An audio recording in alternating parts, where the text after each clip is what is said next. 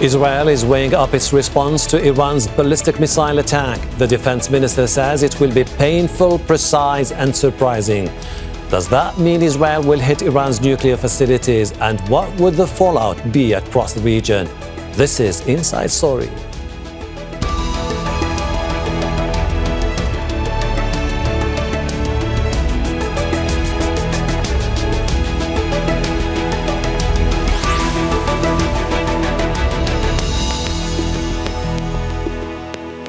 Hello, welcome to the program. I'm Hashem Ahelbarra. Iran and Israel have never been closer to a serious military confrontation. Israel is planning to retaliate after Iran's ballistic missile strike earlier this month, and both sides have issued threats and warnings. Israel has made it clear its response will be significant, and Iran has promised to attack again. The Israeli War Cabinet has met to discuss its next move. But what are the options and how far will it go? We'll speak to our guests in a moment, but first, this report from Alex Baird. A region on edge. Iran waits for Israel's promised retaliation after its ballistic missile strike on October the 1st, a strike for which several Israeli officials have warned Tehran will pay a painful price. Whoever attacks us will be hurt and will pay a price. Our attack will be deadly, precise, and above all, surprising. They won't understand what happened and how it happened. They'll see the results. Meanwhile, Iran's foreign minister has been touring Gulf states to discuss how to end Israel's war on Gaza and the conflict in Lebanon. He says the armed forces are 100% ready, but that Iran is not interested in war. Not only does Iran not want a large-scale war, but any country in the region or the world does not want this war. Netanyahu is the only one who wants war to destroy the region and stay in power. The rhetoric follows months of escalation between the long-time foes. In April, an Israeli air raid destroyed Iran's consulate in the Syrian capital Damascus, killing 2 senior commanders of the elite Revolutionary Guard. Later that month, Tehran responded with its first direct attack on Israel from Iranian soil, launching more than 300 drones and missiles. Since July, the Israeli military has been carrying out targeted strikes on Iranian interests across the region. The political chief of Hamas, Ismail Haniyeh, has been assassinated, as has Hassan Nasrallah, the leader of Hezbollah. Both armed groups are backed by Iran. The year-long hostilities across the Lebanon border between the Israeli military and Hezbollah have spiraled. Israeli troops have crossed into southern Lebanon, while warplanes carry out raids in the south and the east of the country, as well as the capital. All the while, Hezbollah continues to fire volleys of missiles into northern Israel. Israeli media say the War Cabinet has been meeting to discuss how and when to respond to Iran, a response that promises to bring the region even closer to the brink of war. Alex Baird, Al Jazeera, for Inside Story.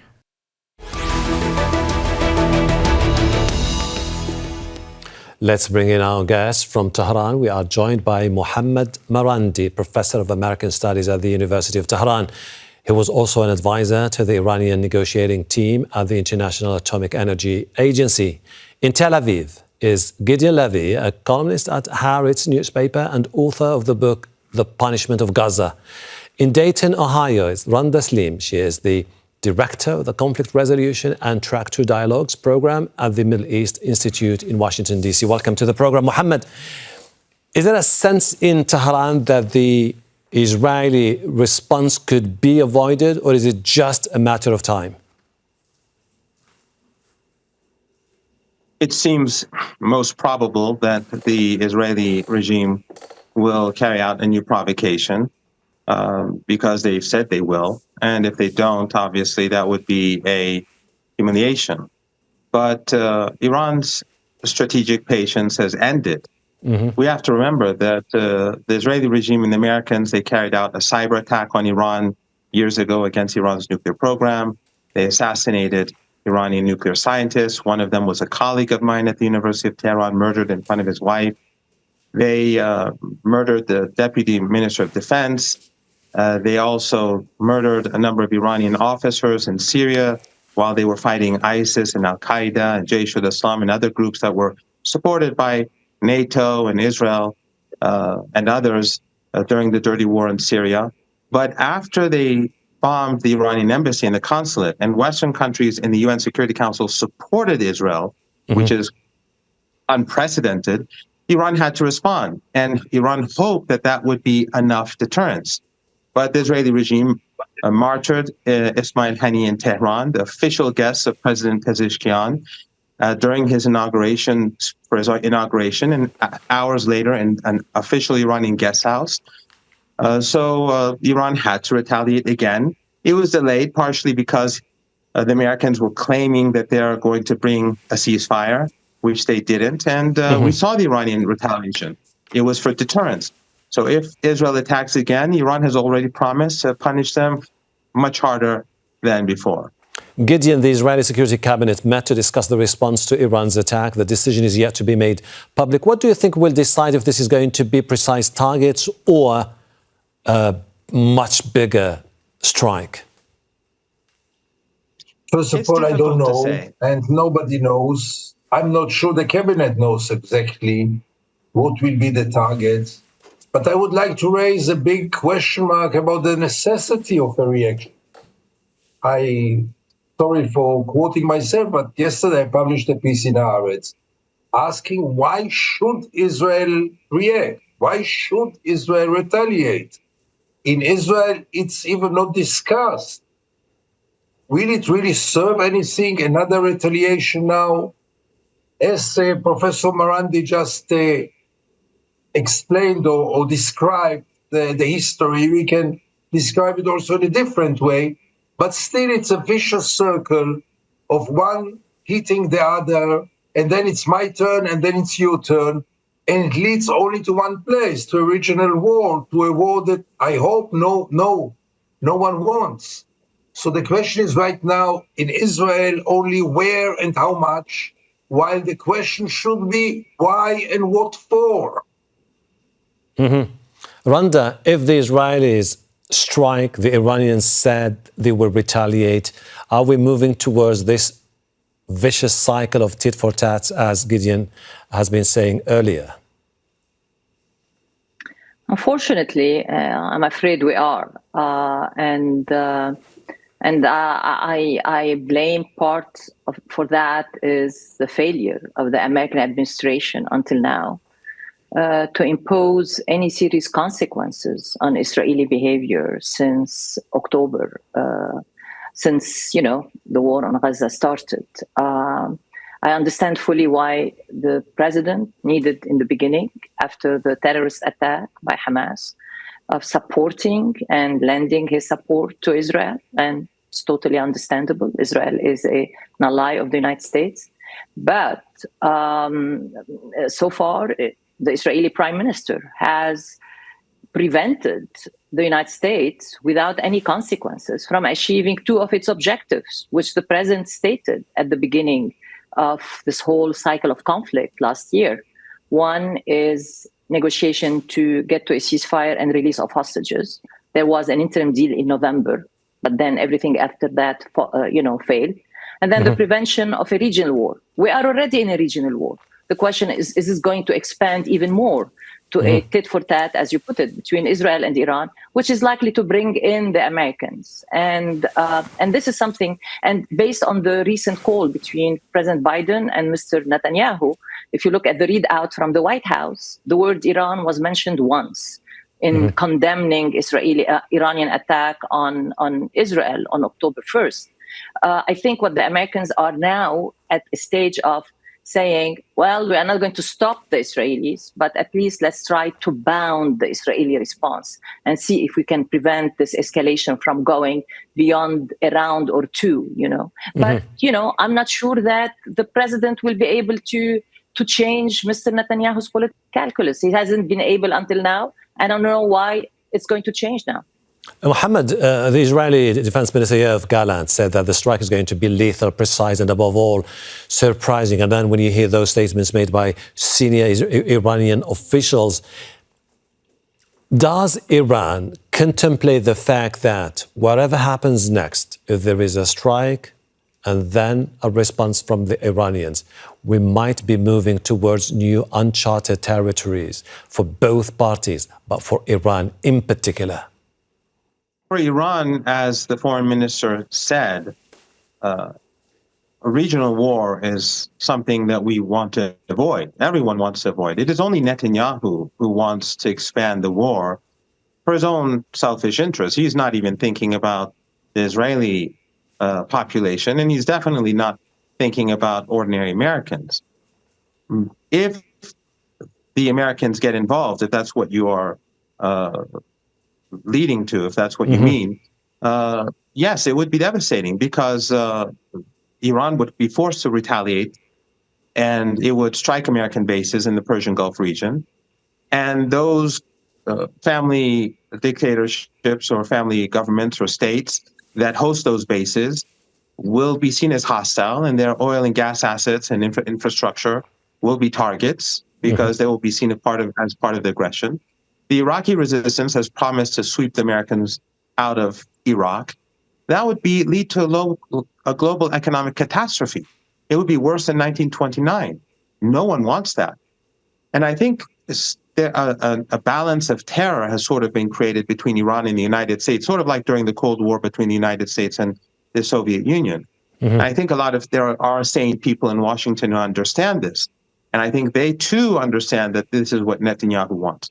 But Iran cannot allow the Israeli regime to strike and not retaliate, and not to retaliate hard, because we've already seen that if deterrence is not established, the Israeli regime will see it as a sign of weakness, and they will do it again. They will not see it as a sign of Iran being the responsible actor. They'll say, okay, the Iranians didn't respond, or they didn't respond significantly, so let's do it again. So Iran has no option but to hit harder than whatever the Israeli regime does against Iran. And I think this time when Iran struck, the Israelis recognized the power of Iran's missile capabilities. Gideon, who do you think will shape the nature and the scope of the Israeli strike? Is it going to be Netanyahu, Gallant, one of them, both? No question at all. Netanyahu is the main decision maker in Israel, in many ways the only decision maker in Israel. He gains now even more popularity and for sure more power than a few months ago, and it's all about him. There could have been another partner to the decision-maker process, namely the United States. But the Biden regime is totally passive, and for Biden, it's enough to spread all kinds of declarations and warnings, which Netanyahu learned, very rightly so, to ignore, because they are never followed by any kind of actions or sanctions or any kind of consequences. So Netanyahu, and only Netanyahu, I mean, the army has to say what is possible and what is impossible, and the intelligence must supply the intelligence. But by the end of the day, it's one man's show, namely, it's the show of Benjamin Netanyahu. And that's not a very good sign for Israel's democracy, but that's the way it goes now. Randa, where does the US stand now against the backdrop of the potential of an all-out war pitting the Iranians against the Israelis? It remains the interest of the United States to prevent an all-out war. But again, they have to show willingness, especially the president has to be willing to exact serious consequences on the Israeli prime minister and the Israeli government, especially the right-wing ministers in the coalition, if they were to go against preferences or against basically preferences of the United States in terms of response. So I think what you are going to see, again, it depends on two actors here. And it is two decision makers. It is Mr. Netanyahu in Israel, and it is the supreme leader, Ayatollah Khamenei in Tehran. And both of them have their own cost-benefit calculus about what's going to happen next. Both of them have their red lines about what's going to happen next. and I think both of them, analyze the situation through a domestic calculus. For Mr. Netanyahu, his own political survival.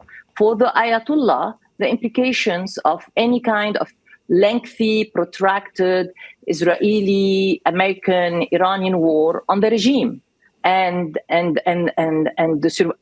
the regime and on the succession for the regime. And so these are the two men who are going to decide, the action-reaction cycle and who can put an end to the action-reaction cycle. The United States can try to influence Mr. Netanyahu, hasn't listened to them in the past. I don't know why he will listen to them now, but maybe because unlike Gaza, unlike Lebanon, to conduct a lengthy, protracted war against Iran, Israel needs active military intervention and support by the United States, which is not necessarily the case in terms of Gaza and not necessarily the case in terms of Lebanon. So maybe that gives Mr. Biden some leverage now on this file that he did not have on Gaza and Lebanon now. Although I disagree with that. He always had leverage. He chose not to apply it. Mohammad, that warning by Iran to neighboring countries in case their airspace or territory was used for an attack against Iran, does in a way seem to reveal a reality, which is basically Iran does not really feel comfortable it has all the allies around that could help her in the future? Well, the Islamic Republic of Iran has a very powerful support base at home and a high degree of legitimacy. And if you look at polls, overwhelmingly, people in Iran despise the Israeli regime. And dislike for the United States has gone up dramatically over the last year because of its policy towards the Palestinian people. So ironically, what the United States has done is that it has strengthened and united people in Iran. And abroad, it has also strengthened Iran's position and the position of the so-called axis of resistance. You see people across the region increasingly outraged at the behavior of the Israeli regime and supportive of the axis, Hezbollah, Hamas, and the Iraqi resistance and Ansarullah in Yemen, and of course, the Islamic Republic of Iran. The longer this war lasts, the worse it is for the Israeli regime, because it is destroying it has destroyed its image, but it's destroyed its sense of legitimacy in the eyes of those who previously thought it to be legitimate, and it is also it is weakening what the Americans have been doing for decades, and that is dividing the region through sectarian or racial or religious lines. That is dissolving to a large extent because of the behavior of the Israelis and because of the resistance.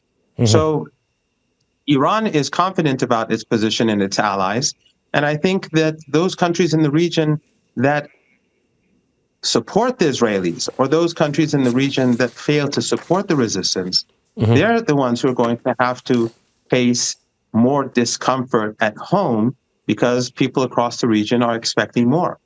Okay. Gideon, when it comes to the bank of targets that all the Israeli media is talking about, do you think that Israeli government has any red lines now or no more red lines? First of all, I personally cannot stand this term bank of targets, but everyone is using it, Hashem, so I don't complain. I just think that there is something very ugly in using this name, because finally it's about killing and destructing, and bank of targets, Iran, Gaza, Lebanon, anywhere else, bank of target is a very, very cynical term, but it's part of the game. I know it. The big questions are, and that's not a secret, there are three options for Israel.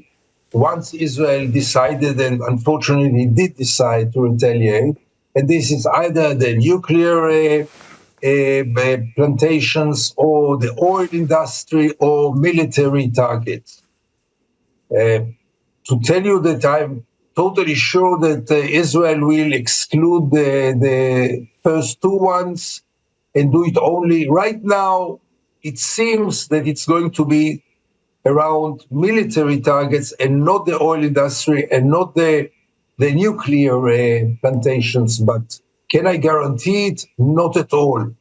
Do I hope that it will be on a low scale? I do hope that it will be on a low scale.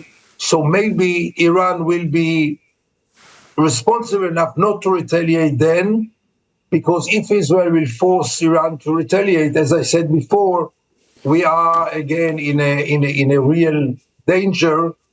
The language, the jargon that Professor Marandi used about why Iran should retaliate is exactly the same language that is used in Israel. We have to retaliate because otherwise the enemy will think that we are weak. This is a very stupid rhetoric, both in Israel and in Iran. And I hope that at least one of the parties will stop in a certain stage before it will become too late. Okay, Randa, let's try to unpack what could happen next, particularly at the very regional level. Do the Americans face the delicate task of answering some of the concerns of the Israelis when it comes to the targets, but at the same time looking into the concerns of the wealthy Gulf nations, very skeptical of the potential of an all-out military confrontation that could just further destabilize the region? The Arab Gulf nations have already indicated in their meeting with the Iranian president recently in Doha, and recently during the visit of Mr. Araghchi, Iran's foreign minister, Dr. Araghchi, Iran's foreign minister, to Saudi Arabia and to Doha, that they don't have a horse in this fight. They are going to try to stay neutral. They basically told the Americans, you cannot use our territory, our airspace to launch attacks against Iran, neither the Americans nor the Israelis. But the Americans can do those kind of operation for self-defense. So that's subject to interpretation. That's on one hand. I think the United States definitely is listening to the concerns of their allies in the Arab Gulf region, and at the same time, they are trying to limit or to put some red lines on Israel's response. I think President Biden has already indicated in a couple of appearances that the nuclear installations in Iran, as well as the oil installation in Iran, are not targets that this administration would like to see hit. Okay. But we still don't know, more than that. Mohammad, how would you respond to those who say that even if the international community manages to prevent escalation in the region, Iran would have lost significant influence in the region, particularly with the weakening of its key ally, Hezbollah in Lebanon? I think that's wishful thinking on behalf of Western pundits. It's the Israeli regime that has been diminished. The Israelis have been unable to capture a dot on the map called Gaza after over a year of genocide. They've failed in the Red Sea despite the Americans. In Lebanon, they took the southern half of the country. They reached Beirut within days in 1982, but now they're stuck on the border and they're losing men. This is not 1982. And the Israeli regime will never recover. The Iranians have pounded the regime with roughly 200 missiles, and they couldn't stop them. The days when the regime presented itself as invincible are over, and the West cannot reverse that. Okay. Just one final point, very briefly. Your guest said that this tit for tat is stupid on both sides.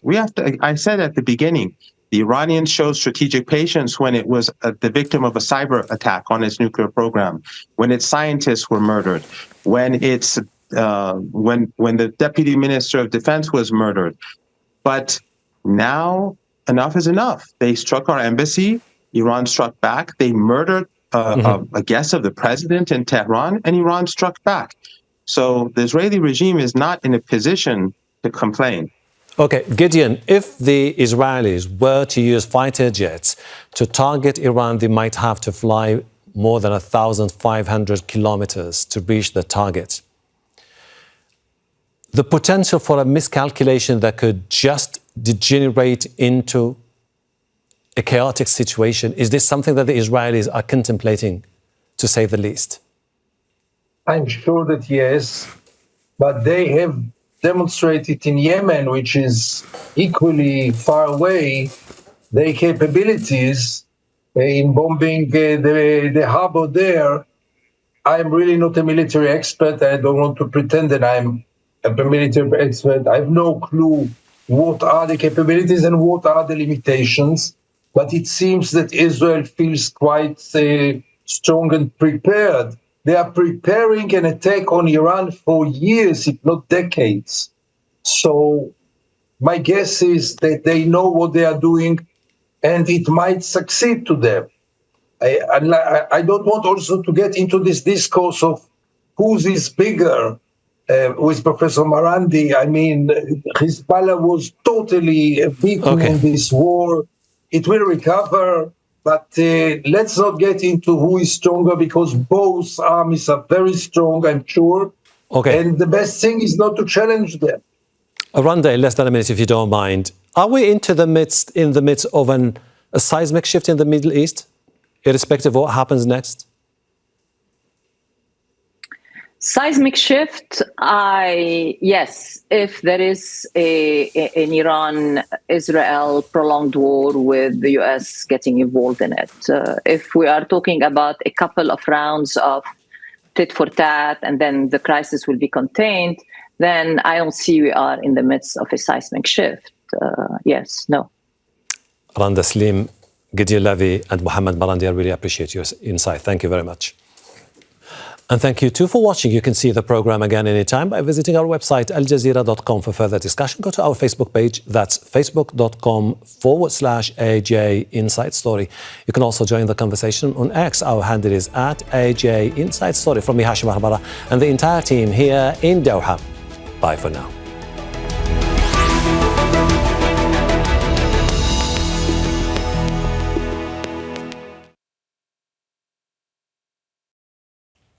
Make sure to subscribe to our channel to get the latest news from Al Jazeera.